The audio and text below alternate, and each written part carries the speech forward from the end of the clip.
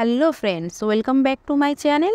পুজোর দিনে বাইরের খাবার না খেয়ে একদম কলকাতা স্টাইলে বানিয়ে ফেলুন ঘরেই ফিশ কচুরি, যেটা বানাতে লাগবে না ভেটকি মাছ। আপনারা চাইলে কিন্তু বড় সাইজের কাতলা কিংবা রুই মাছের পেটি দিয়ে একদম ঘরোয়া উপকরণে কলকাতার স্ট্রিট ফুড স্টাইলে বানিয়ে ফেলতে পারেন ফিশ কচুরি, যেটা খেতে হয়েছিল একদম স্ট্রিট ফুডের মতো। বাড়িতে বসে এই স্ট্রিট ফুডের মজা নেওয়ার জন্য এই ফিশ কচুরিটা একবার পুজোর দিনে ট্রাই করুন। আর ভিতরের পুরটা ছিল একদম কচুরির চারিদিকে বিছানো। তো চলুন দেখে নেওয়া যাক কীভাবে বানাচ্ছি। প্রথমে নিয়ে নিয়েছি ময়দা, তারপরে দিয়ে দেব স্বাদ মতো লবণ এবং চিনি। তারপরে ময়দাটা ময়ম দিতে হবে, সেই জন্য দিয়ে দিলাম তেলটা দিয়ে ভালো করে সময় নিয়ে ময়ম দেবো যতক্ষণ না পর্যন্ত ময়দার রং চেঞ্জ হয়ে আসছে আর ময়দাটা দলা পাকিয়ে যাচ্ছে। ময়দা যখনই এরকম দলা পাকিয়ে যাবে তখনই মনে করতে হবে ময়দা ময়ম দেওয়া একদম রেডি হয়ে গেছে। তারপরে অল্প অল্প জল দিয়ে ময়দাটা মেখে নেব। ময়দাটা একদম নরম করেই মাখতে হবে, সেই জন্য ময়দাটা যখনই একটা ডো পাকিয়ে আসবে অল্প অল্প জল নেব আর ময়দাটা একদম নরম করেই মাখবো। ময়মটা ভালো হলে আর ময়দাটা সুন্দর নরম করে মাখা হলে কচুরি কিন্তু ঠান্ডা হয়ে গেলেও একদম নরম থাকবে, সেই জন্য ময়দাটা সুন্দর করে নরম করে মেখে নিতে হবে। এই ফিশ কচুরি বানানোর জন্য এই ময়দা মাখাতে একটু সময় দিতে হবে, যাতে কচুরিটা ফুলকো ফুলকো হয় আর নরম থাকে। ময়দা মাখা হয়ে গেছে, দেখুন কতটা নরম হয়েছে। এবার এটা ঢাকা দিয়ে রেখে দেব। চলুন ভিতরের পুরটা বানিয়ে নেওয়া যাক। কড়াইতে নিয়ে নেব তেল। মাছটা এখানে সেদ্ধ করব না, নুন হলুদ মাখানো আমি এখানে নিয়েছি বড় রুই মাছের পেটি। রুই মাছের পেটিগুলো আমি ভেজে নেব। এটা কিন্তু একদম কড়া করে ভাজবো না, হালকা লালচে হলেই উলটপালট করে ভেজে নেব। আর এটা পুরো হাই ফ্লেমেই করব, বেশি সময় নিয়ে শক্ত করে ভাজবো না মাছগুলো। শুধু মাছের গন্ধটা চলে যাওয়ার জন্য মাছটা ভাজা।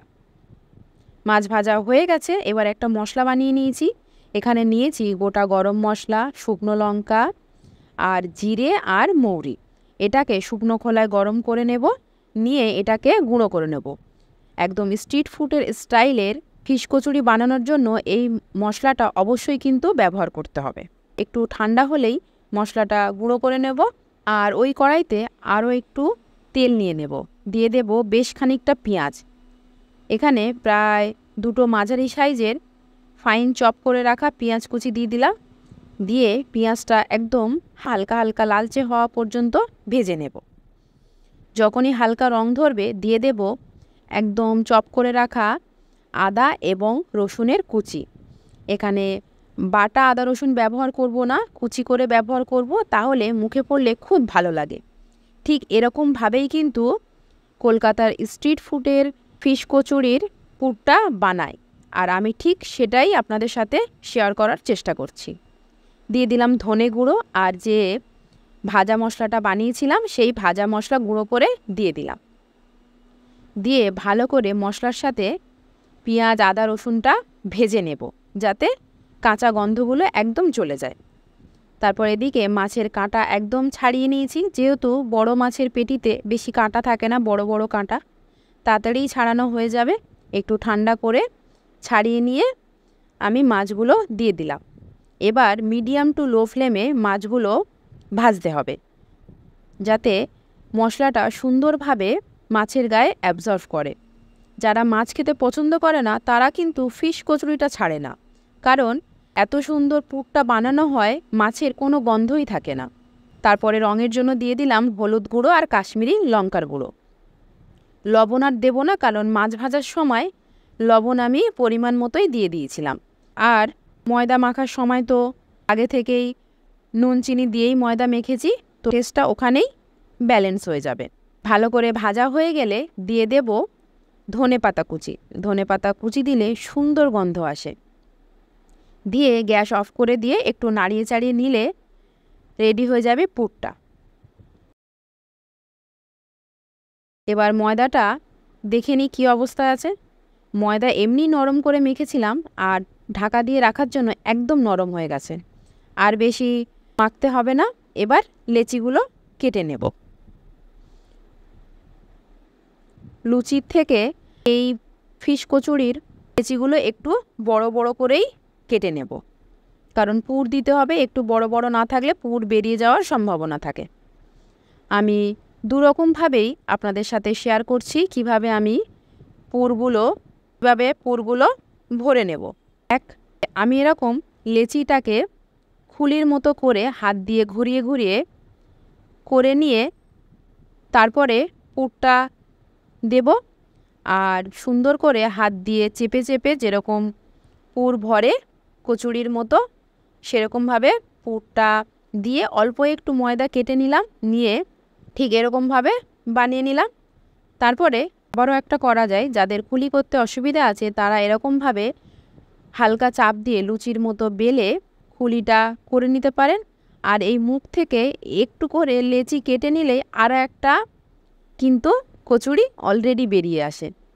এবার দুদিকে অল্প করে তেল লাগিয়ে হালকা চাপ দিয়ে বেলে নেব। দেখুন পুরটা চারিদিকে কেমনভাবে ছড়িয়ে গেছে। তেল হাই হিটে গরম করে এক এক করে আমি ফিশ কচুরিগুলো ভেজে নেব।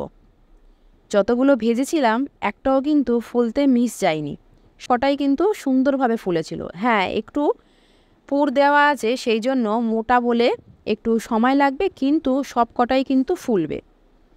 ওপরটা হয়েছিল একদম মচমচে, আর ঠান্ডা হয়ে যাওয়ার পরেও খেয়েছিলাম, সেটা হয়েছিল একদম নরম। এরকমভাবে সব কটাই কচুরি আমি ভেজে নেব।